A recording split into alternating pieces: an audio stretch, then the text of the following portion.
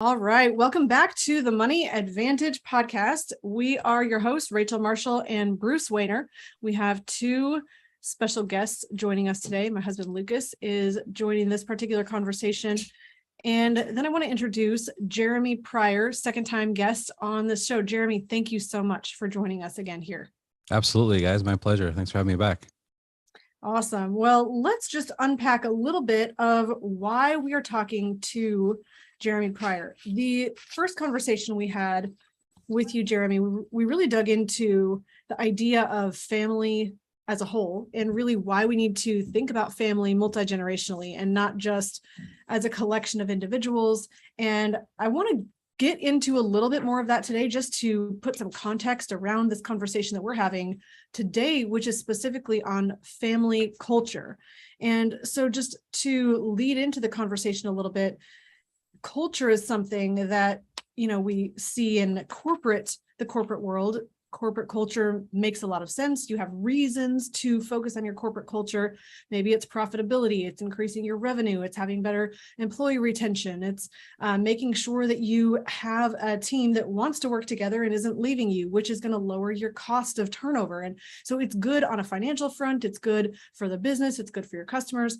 But family culture, we don't really talk about that in our culture. So today we are going to dig into this topic of family culture, because if you're interested in building a legacy and having a family that lasts for multiple generations and creating generational wealth, then those connections and relationships from one family member to the next are really important. And how do you have strong relationships? Well, the glue in between those building blocks of family really is the culture, the day in and day out, how you identify and define your family and how each family member connects into that whole. So that's the reason for today's conversation. So I hope that you will stay tuned for what we're unpacking with Jeremy today. But before we do that, I do want to introduce Jeremy and just give you a little bit of background information in case perhaps you're not aware of Jeremy and his work with family teams and several other awesome things. So Jeremy and his wife, April, met in Jerusalem in 1997 when they were students. They've spent the last 20 years building Team Pryor together. You'll notice team there. Team is a really important word in Jeremy's life and in mine as well. So they have 5 kids: Kelsey, Jackson, Sydney, Elisa, and Kyra. Am I pronouncing their names right? That's right. Perfect. Awesome. They live in a multi-generational house with Jeremy's parents and April's mom in Fort Thomas, Kentucky, just a few miles from Cincinnati, Ohio. They've founded and lead several businesses and nonprofits, including, how do you pronounce it? Epifio? Oh, Epifio. Yeah, that was our, yep. Awesome. We've sold that company, but yeah, that's one of ours that we founded. Oh, yeah. Awesome. So that was a video production agency, Just So, a quilt shop, familyteams.com, which is how we became aware of you and your work. And that's training content for families. Then you also have 1,000 Houses, which is a network for Cincinnati disciple-making households, and the Story Formed Life, a discipleship training resource. So for fun, the Pryors study Hebrew, take groups to Israel, and you say anyone can join you. Yes. And then they also enjoy deep conversation over great food and read Tolkien by firelight. So yes, just giving some context for who we're talking to today. So Jeremy, can you, I kind of gave a little bit of a context for what is culture all about, but there's so much that we can dig into today, but what would you say if I just asked you point blank, what is family culture and why does it matter? Yeah, well, I think what a lot of people don't realize that when you're starting a family, this is one of the great privileges, is that you get to design the kind of family that you want to have, right? Mm-hmm. And a lot of us think maybe in very automatic fashion and unintentionally kind of go into this and often sort of replay maybe our families of origin. But just like when it is interesting to know what you were saying earlier, and that is that it is a fairly new observation that companies can shape culture through things like values and mission statements and vision, that you can, do things inside the company to create a certain kind of way of being that's unique. And so, those very distinctive values that you have are what you can use to shape a company culture. And so you can begin to identify distinctive values that you and your spouse want to express in your own household. And you can go deep into that. And it's a wonderful experience to grow up in a household as a child that has a particular culture that brings the family together. And it can be based on things that you really feel called to, that you really enjoy. And so there's not sort of a blueprint for family that is so rigid that you can't bring a lot of those distinctives into the family and make it something that's truly unique. And so I would love to, walk down the street someday and be able to look at different houses and be almost able to tell the kind of culture that exists in those families by just even the way that they express it through the way they've designed their houses, or but we tend to be so cookie cutter in our culture. We tend to not think about, let's create something that is really uniquely us. And so yeah, we've done that. We've challenged some, I would say just kind of the real normal, the things that make our family unique, and we've really tried to push into those things and have that unique values expressed. And that's been a really wonderful part of what it means to build a family. I love that. And I think it was really important to just jump headlong right into this topic. I think there's so much context that we can lay for it in talking about your work and talking about what a family even is. And I do want to go and backtrack and cover some of that. But I think it's really important to know that whatever you are creating in your life, you said you can design what kind of family you want to have. I mean, if you're in business, you're designing what kind of business you want to have. You're living a life and deciding what kind of life you want to have. And isn't it so cool that we have the ability to create that? I mean, that's what life is all about. So, so kind of, can you dig us a little deeper into where you first found the importance of family and really kind of some of those ancient roots versus what the modern way of looking at family is in our culture in America today? Yeah, for sure. Yeah. Well, I come at this as somebody who was very confused about the topic of family, not very excited. It just didn't seem like something that had a lot of, that really was working well. I grew up in the Seattle area. There was just a lot of divorce, and I just noticed a lot of brokenness. It was very predictably a tough thing. I mean, you might have 50% of couples that stay together, but even in those cases, was family something that they really cared about, or were they being kind of dutiful about the way that they were going about family life? And so seeing that level of brokenness just made it really difficult for me to be excited about family. And but that did create an open question in my mind, which was like, I'm someone who follows the scriptures. I'm like, is there a reason why God designed this? Is there, or is this just, is there something we're missing? And that's when I was I had done a semester abroad in Israel where I met my wife. I was 23 years old, and I kept running across, particularly fathers, being with their children. I saw it, as I was traveling to Israel. I saw it constantly in the months I was there, and just sort of observing their culture.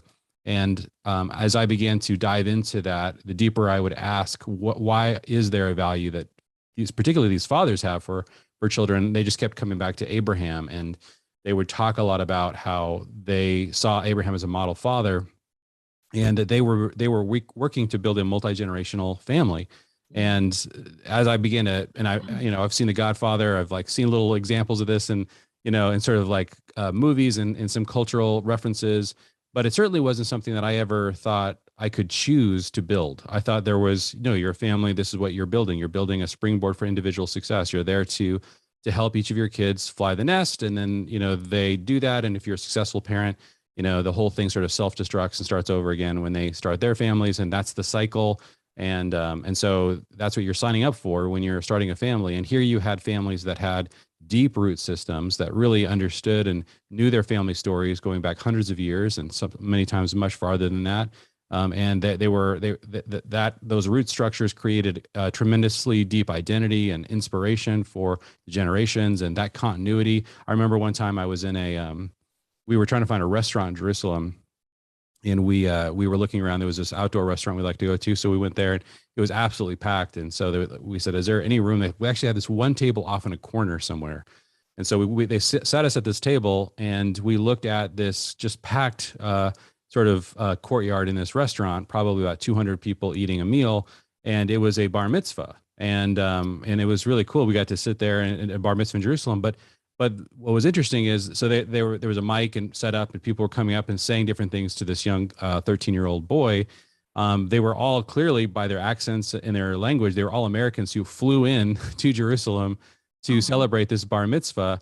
And I remember the grandfather got up and he read this poem that he had written, and it was just, I mean, it was like tear jerking poem about how much he loved his grandson, and that, I will now never die because a part of me lives on in you. And I was like, what would it be like to be a 13-year-old listening to your grandfather who, has flown along with your aunts and uncles and all your extended family, over 2,000 miles to be there to celebrate this event.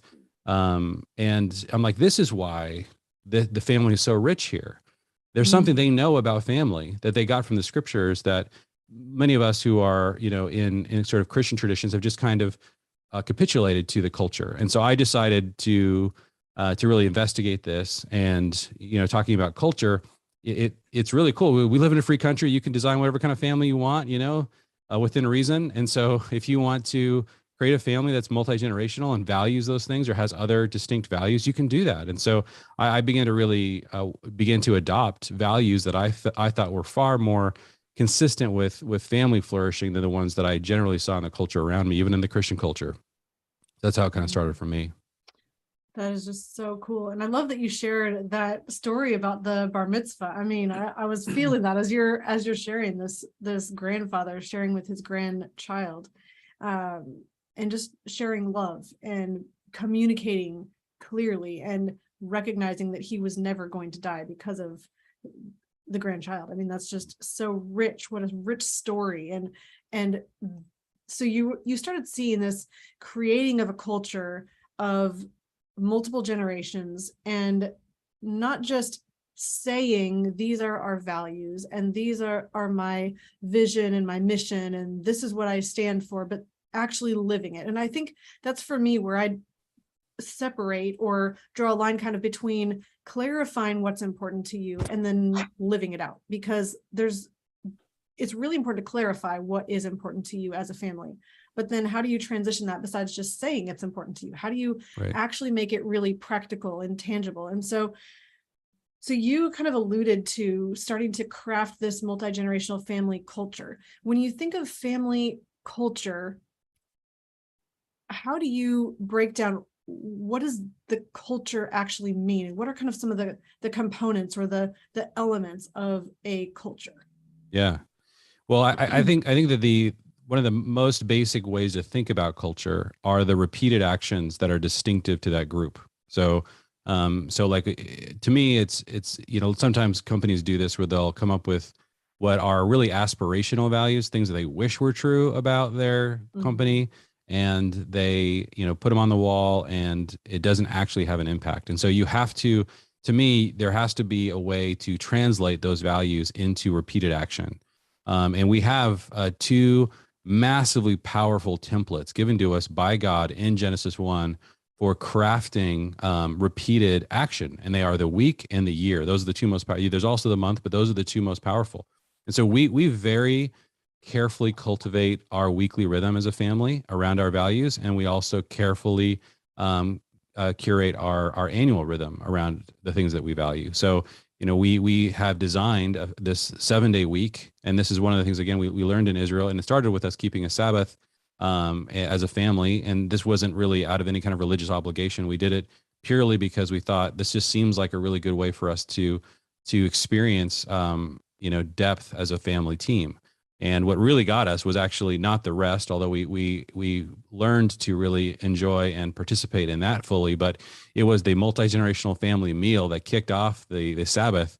When we experienced that in Israel, I was just like, this is incredible. It's no mystery why they create multi-generational families in this culture. I think if you had an epic multi-generational family meal that was weekly, you will not be able to stop a multi-generational team from emerging from that rhythm. That's a powerful rhythm.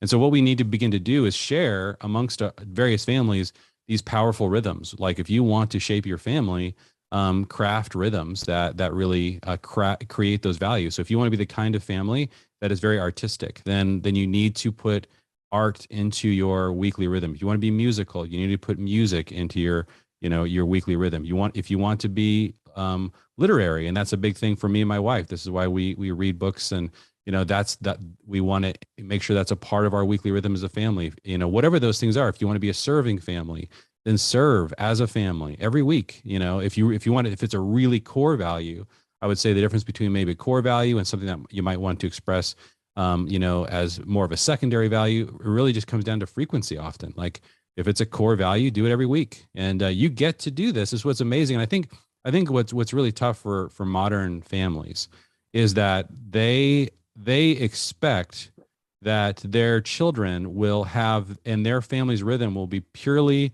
designed around other people deciding what those things are for them. And so usually when, we have 5 kids, and our kids are, teenagers are coming out of teenage years. Most families, when they have, that number of kids, you're just going to be running every which direction, and so many different things that you're trying to keep up with.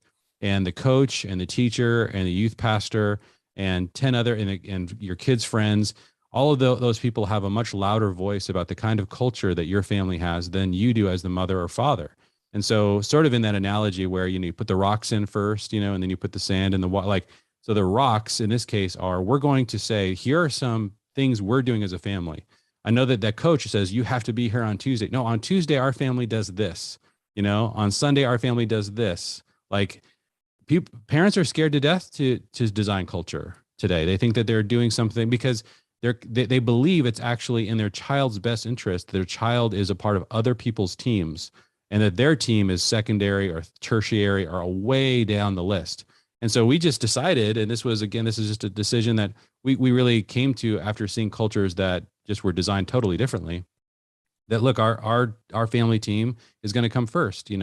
I'm sure our kids have great friends and, would love to be a part of other teams, and our kids participated in some sports and things as well that, we could design around our family rhythms. But man, I mean, as you get older, one of the things that I've learned is that, I don't know how many of those people that I was friends with in high school and on teams with, I have a relationship with, but I have a relationship with my siblings and my parents, and I'm, in my late 40s, and my kids are likely going to have the same experience. That what we mean by socialization culturally today is that our kids are really, really good at creating peer relationships and really, really bad at multi-generational relationships. Is that real good socialization?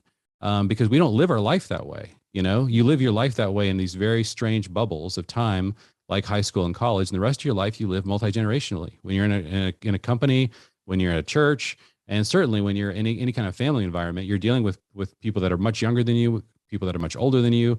And that's a beautiful thing. And it's something you can design and have good relationships with. But I was really, I would say just for myself, I was very bad at having relationships with people older and younger than me. I didn't even know how to do it. I mean, I spent, you spend your whole childhood in peer-centered relationships. I've spent my entire adulthood in multi-generational relationships. And I'm like, wait a minute, is that really good socialization? So that's another kind of element of trying to I want to give families courage to understand that designing a family rhythm around what the values you have is really important to establish. And that doesn't mean that there's not going to be opportunity for your children to express individual interests and other things. I think that's something that you want to find ways to include. But I think these things, they are in tension, and sometimes you do have to prioritize one over the other.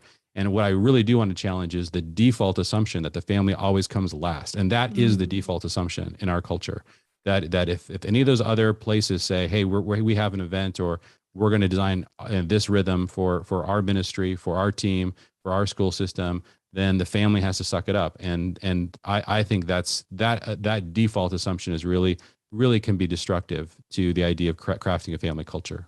Well, one of the things, as you've been talking this whole time, I want to ask your opinion. First of all, people that are listening are probably thinking, well, that's all well and good, but why do we want to have an intentional culture?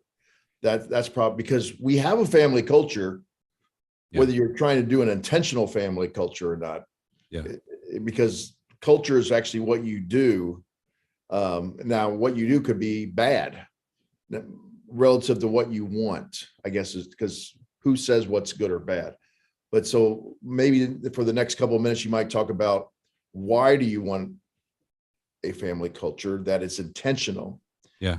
And then the second thing is then to kind of deconstruct why family cultures have actually gone in the way they have gone. And my theory is that we've gone from a more rural environment where the family was 100% needed in a rural situation to actually survive, to a more of a city dwelling family where it's not as needed because all the conveniences that we have now, you're not relying on the family to provide all these different things. And so it kind of breaks down that way. And then the final thing, if you could comment on, is what I've known from my educational years is parents don't know how to develop a family culture. And so what they do is they look at other parents for guidance. And what they don't realize is those parents don't know either. Yeah, that's right.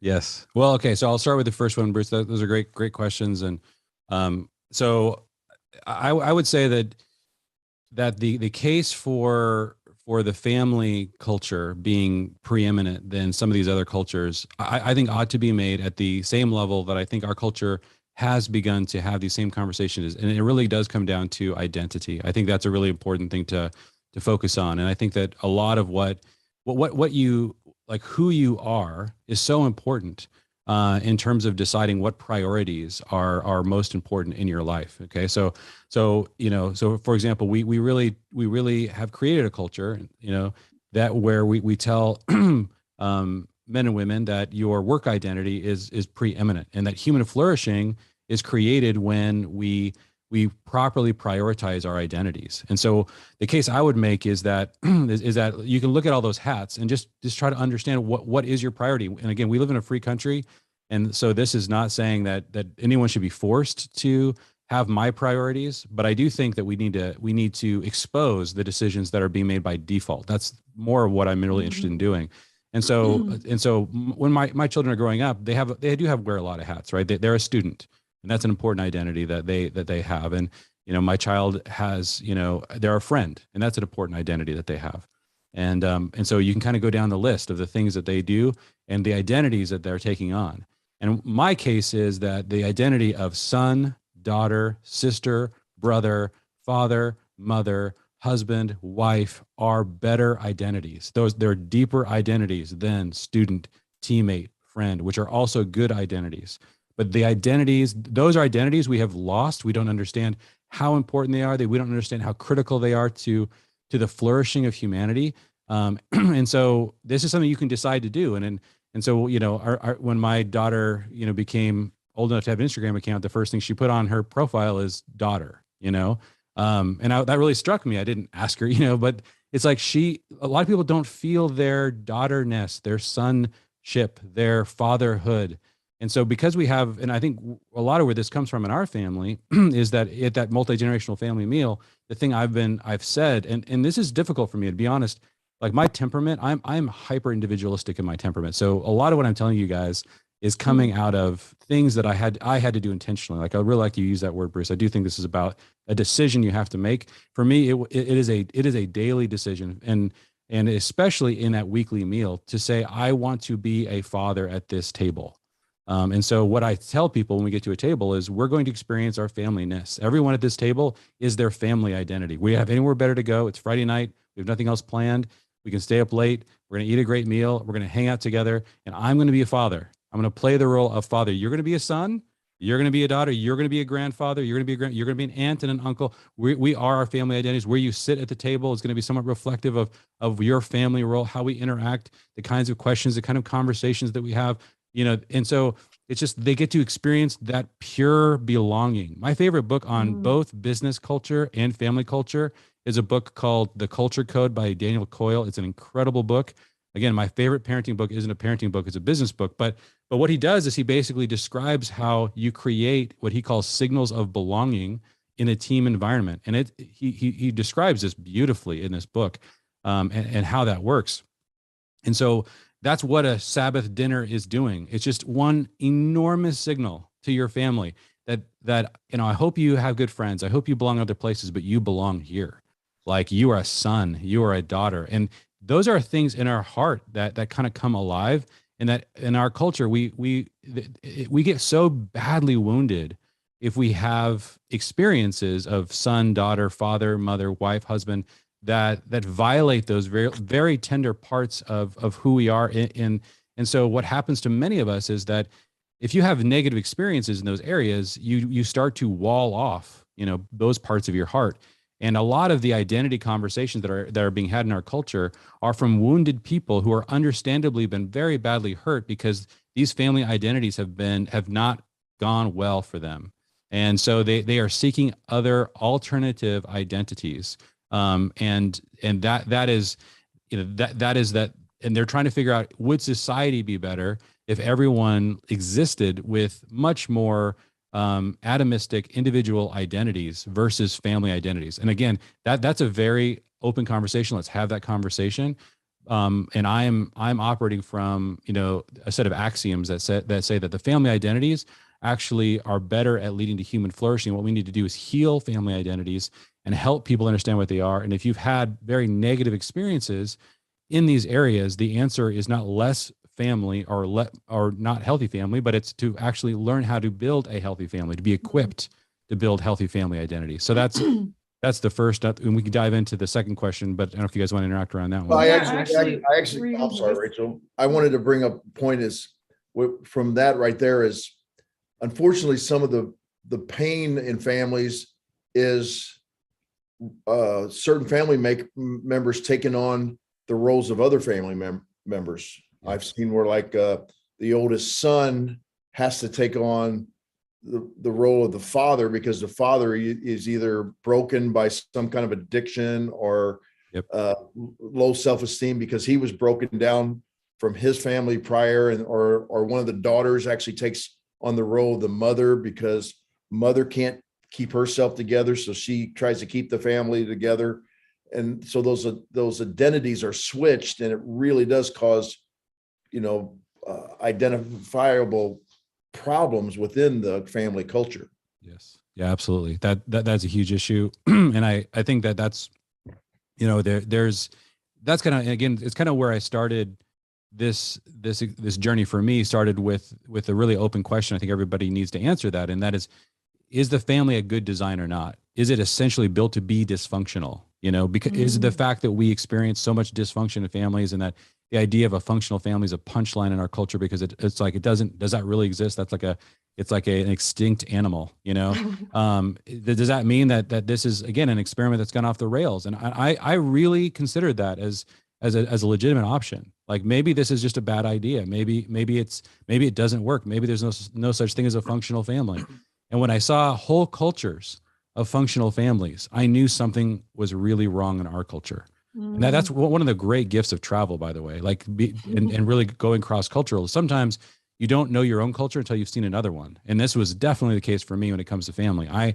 Until I saw just a whole culture full of, mostly functioning families. I'm sure there's a lot of dysfunction and a lot of pain going on in those families, but by and large, the marriages stayed together at a much higher rate.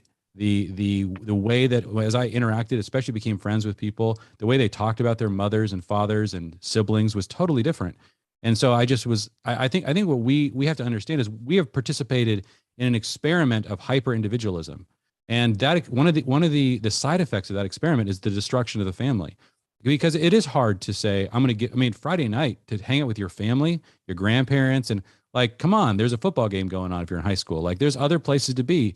And so as an individual, is this really where I want to be? Is this the number one place? But of course, we know that if every single individual does what is absolutely in a nuanced fashion, what is best for their preferences, you will be alone because no one is going to share all of your preferences.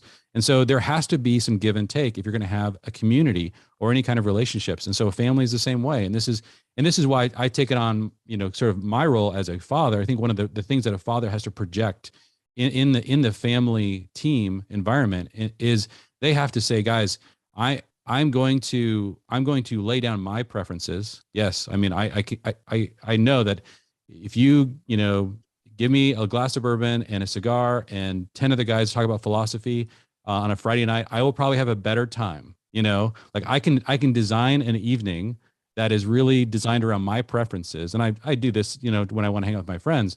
I know a lot of guys are into golf or whatever you're into. Like I've got all kinds of hobbies and things I would love to do.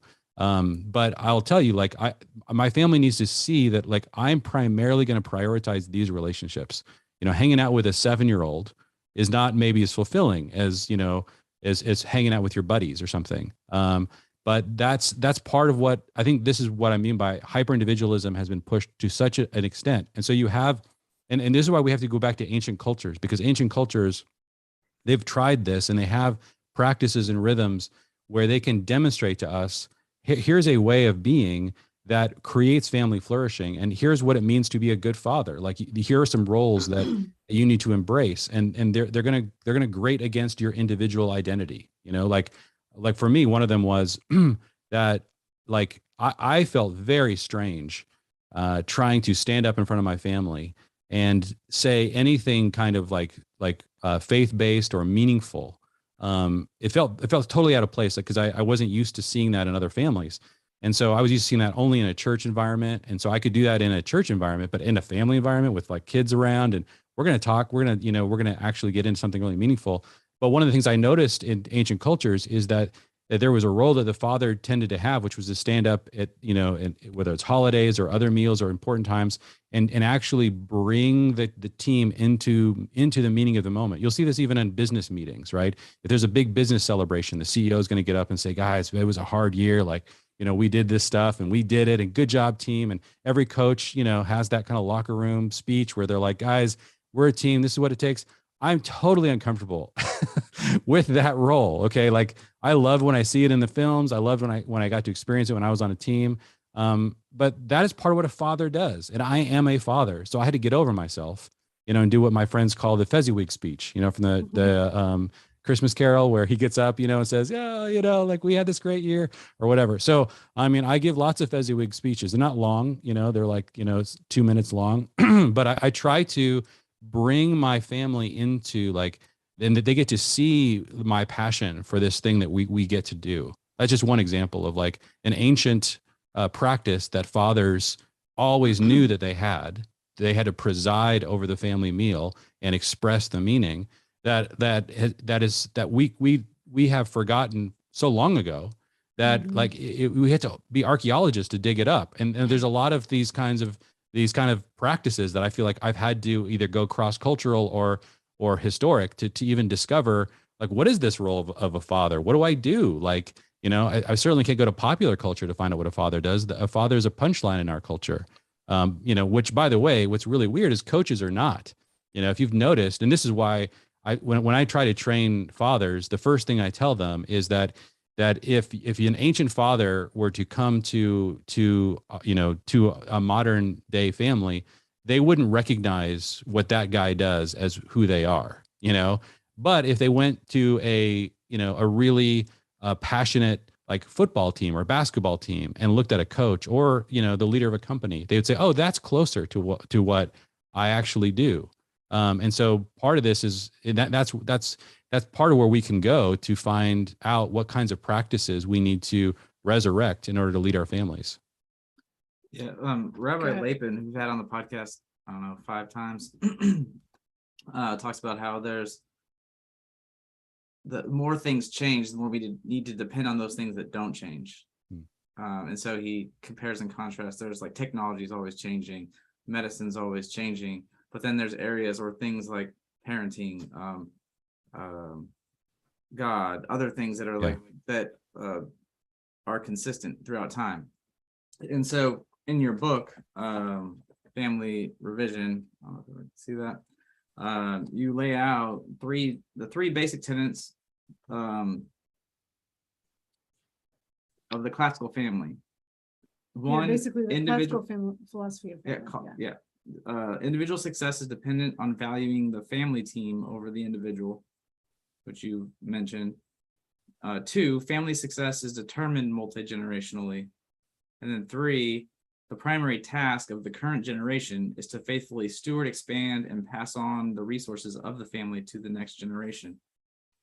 So, and then at some point, not too far after that in the book, you compare and contrast a class, like I think it's a son, a modern family, and then a son born, I don't know, a couple thousand years ago in a classical family, and you compare and contrast. And one of the things that struck me, you're talking about identity, is the identity formation of those two children. Yeah. And what is going to be the identity of that child at say 18, early 20s when they go out to work versus the child who raised the family where their identity came from the family, whereas the other child, basically his identity came from his friends at school, or it was always something outside of the house. So yeah, that might be something I think to tie into Bruce's question, but then also maybe to go a little bit deeper on identity and identity formation. Yeah. Yeah, I think, and I'll just jump in here for a second because I was wanting to share that as well. The idea of what is the purpose of family in the first place. And I think it kind of does tie back to Bruce's question of why do we want to focus on culture? Because talking about culture is really exciting to me, but until somebody buys into the idea of, well, why is it better for me, for my kids, for my grandkids, if we have this really, really strong culture? Well, they know who they are. They have a better sense of where they came from. They have more confidence to face things in the world because they're not feeling like an island, a silo, a person that just has to start from scratch and prove themselves. They have this whole story, these generations behind them that are rooting for them, that are cheering them on, that are part of who they are. And I think that is super attractive. I think so many of us didn't come from that. And the idea that we have the opportunity to create that for our kids and our grandkids so that we continue to live on past our own life. I mean, that's like really, really profound. Yes. Yeah. It's kind of like that adage that the deeper the roots, the higher the tree. And this is a big thing we can offer to our children, is that they need to know who they are. And our culture, again, because we're running this experiment, and one of the elements of that is to go to war against any innate identities, and say, look, you have to be able to change all of your identities to fit you as an individual. And anything that feels like it could be imposed upon you is doing some kind of damage to the individual. And that's just not how most people flourish in the world. They really need to know who they are. They treasure their background, their traditions, there's ways in which that can become a straitjacket, and that needs to be checked. But man, that's much better to start from deep roots and then to begin to explore, how much of that you want to fully embrace, if are there things that you want to alter, then have zero roots and then try to reinvent everything and not belong anywhere and not be anything. That, that is the prescription that it seems like our culture is attempting to see. And you can see that lack of identity and what the incredible confusion it creates for children, especially as they get into that teenage years. And it's just like, who am I?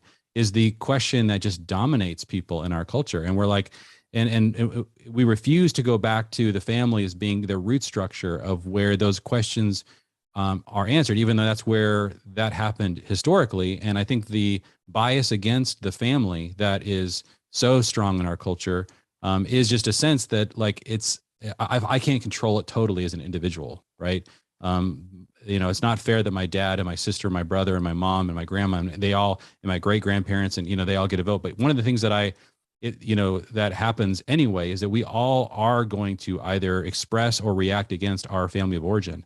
Like, this is just the way the world is. It's not, you can't change it. Like, if you choose to leave your family and go in a totally different direction, you will still every day of your life be reacting in some way from that family. Like, you're going to be impacted. And this is the way things are. Children come into the world extremely impressionable, not very wise, and they need to be built up and molded at some level by the influences that are around them. And so you don't get to design a different kind of child that doesn't need that. That comes, every child needs that. Every child will be. And so it's really a question of who's doing all of that. that shaping and that identity formation. And I think the family is the place where we get to do that, however imperfectly. Yeah, so Jeremy, maybe- I was gonna say maybe the follow-on question is, how do you compete then? Because it seems like in a way you think of branding, companies brand themselves, and if the family and company is very similar in a sense, what we're talking about is branding your family. In a sense, your family is competing with these other sources of groups, or maybe that's the best way to say it, other groups that might be trying to bring the individual into their group and say who their identity is. In a sense, it's like the family's competing with, there's these other competing, whether it's the friends at school or other places. Yeah. So what you talked about, how do you the compete? weekly rhythm?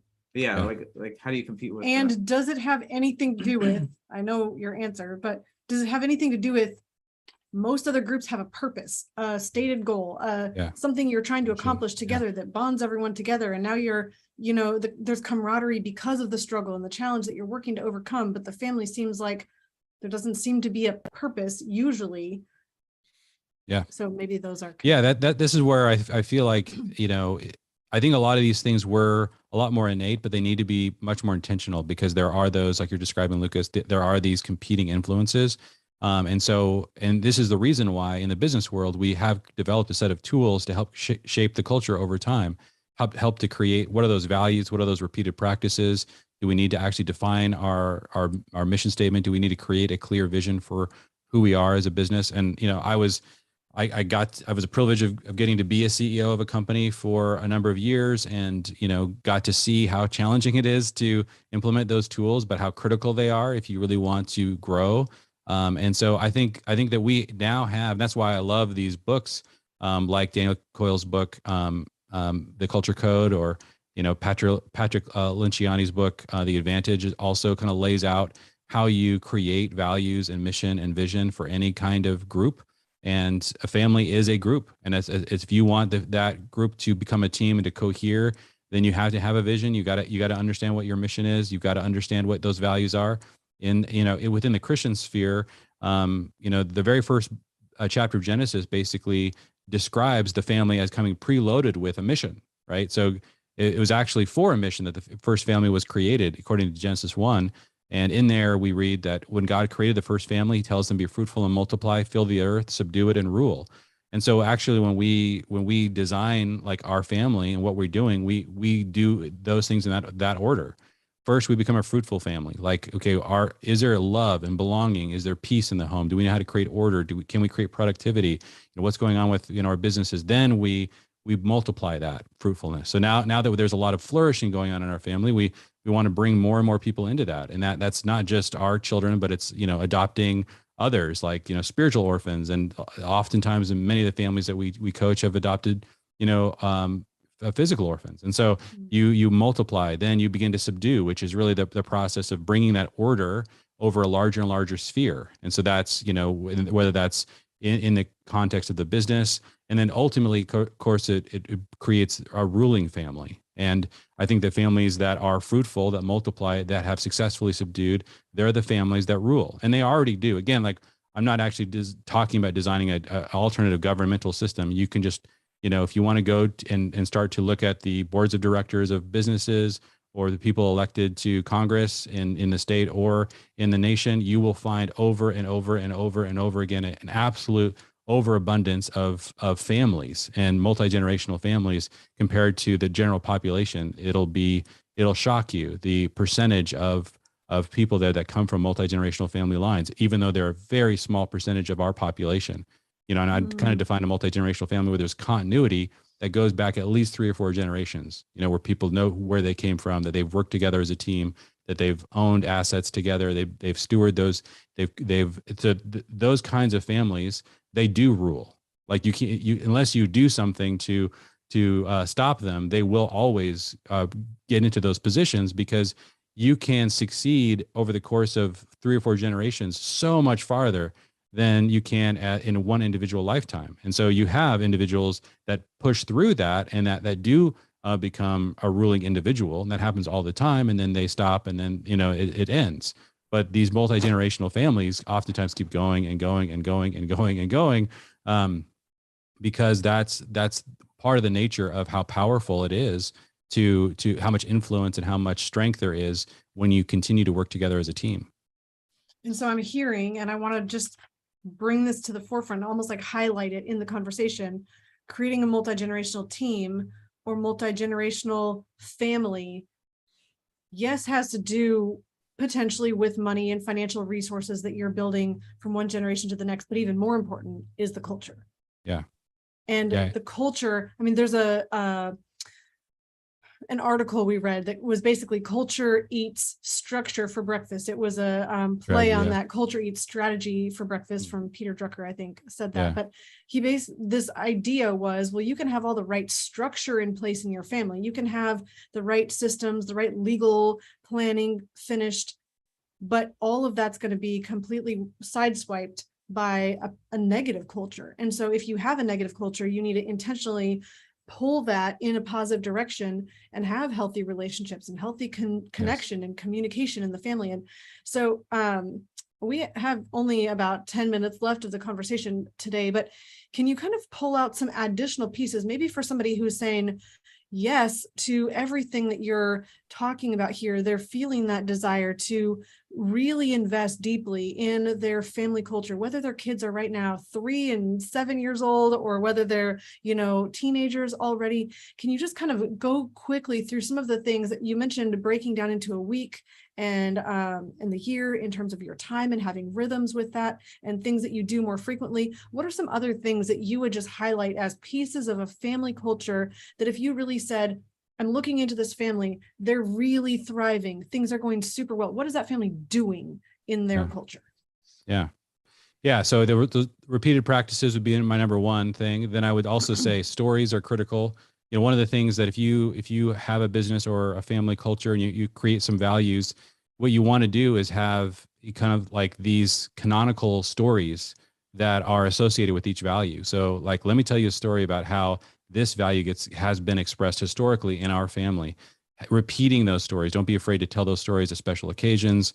That's another thing. I really like using physical space to reflect culture. So I kind of like the idea that a house should be almost like a theme park of the family's values. Like you walk in and you're like, whoa, like what is this? What is that? If you want to design something around hospitality, if you want to be having people over to your house, if you want to have, a multi-generational family household, if there's activities that you want to do as a family, like design your household. And this can, take time, but we're constantly thinking about, okay, how does our physical space reinforce the things that we care about as a family? Like does our facility facilitate our values or not? And is there ways to really amp that up? And so we've really tried to think about ways to design our family. Once we started putting roots down in kind of what felt like our, much more stable long-term house, that's when we really started to express this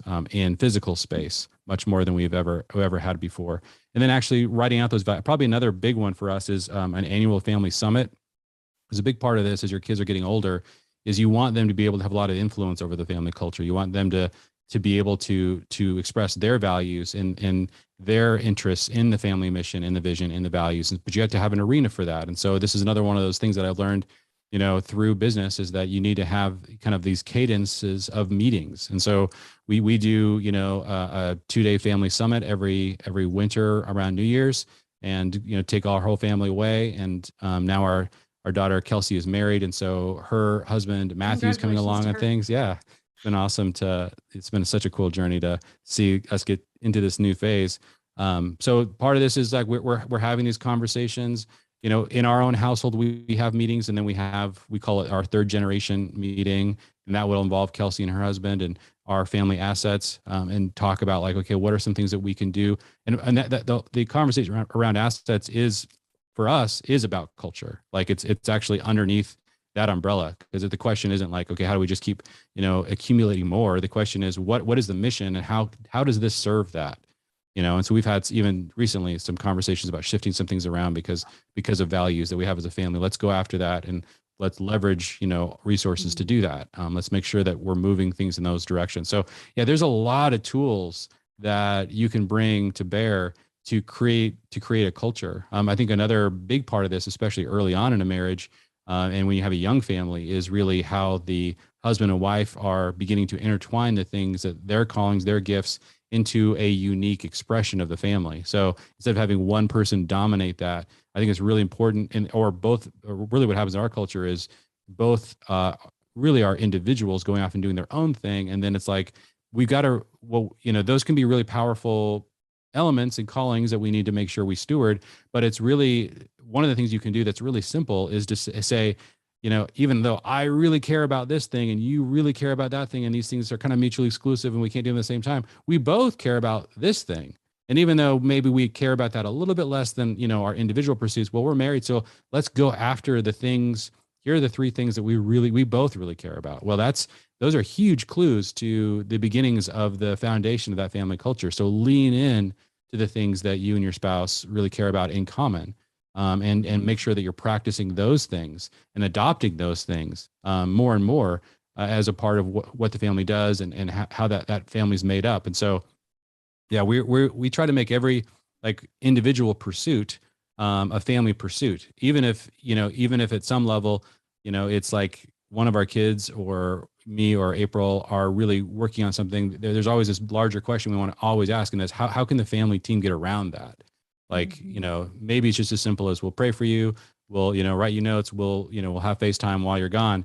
But more often than not, it's much more involved than that. Like, let's all go, or let's have this part of the family go and participate and serve in this way. And we just got back from this morning. We were driving out to our cabin, and my wife is, she's property managing that. We're trying to turn that into an Airbnb,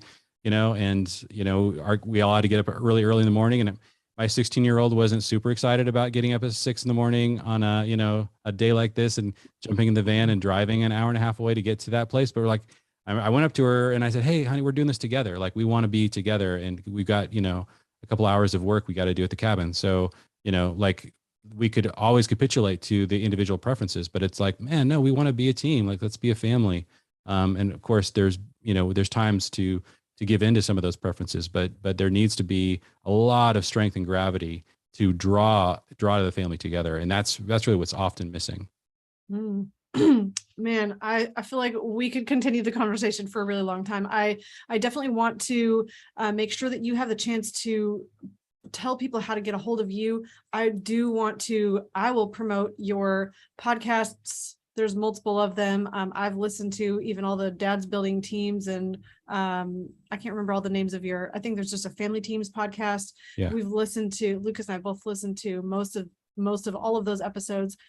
Fantastic resources, especially if you have questions for things like, look, I'm a grandparent and now I really care about family culture, but my kids are out of the house. How do I think about family culture when I don't have a home life where my kids are in that on a regular basis? Or how do I deal with things like getting my teenagers on board with, now we're a family team. Wait, where's this coming from? I don't want to be on the family team. Yes. I mean, ultimately, you're answering some challenging questions that people are really asking, where maybe they have their heart turned towards this idea that they really want to invest well in family. And maybe it's a mom, maybe it's a dad, but wherever that's starting from, sometimes there's challenges and roadblocks. So I would definitely recommend your podcast. You have courses. I've been through your fatherhood course as well, because Lucas was like, this is really, really good and super valuable. Even if you're not a dad, you're leading I had to your sit family. with me and watch it. Yeah, it was Nice. tremendous. And so Great. then you have multiple books too. So I'll just say Family Revision. I have not read all of these.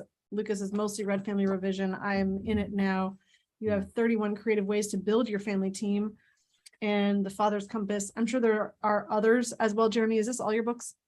Yes. Yeah. And I can awesome. share with you guys one additional resource. And this kind of gets back to a question that Bruce asked. He said, "Hey, isn't it, what do you do in our culture now where kids are sort of a liability? People used to actually design their economic life around the family. And it's really hard on the family when everyone, all of our productive work hours are done away from our family." And so we started a year-long coaching intensive called Family Inc., where We just had 31 families sign up for it. And so we'll be opening the cart again in a couple of months.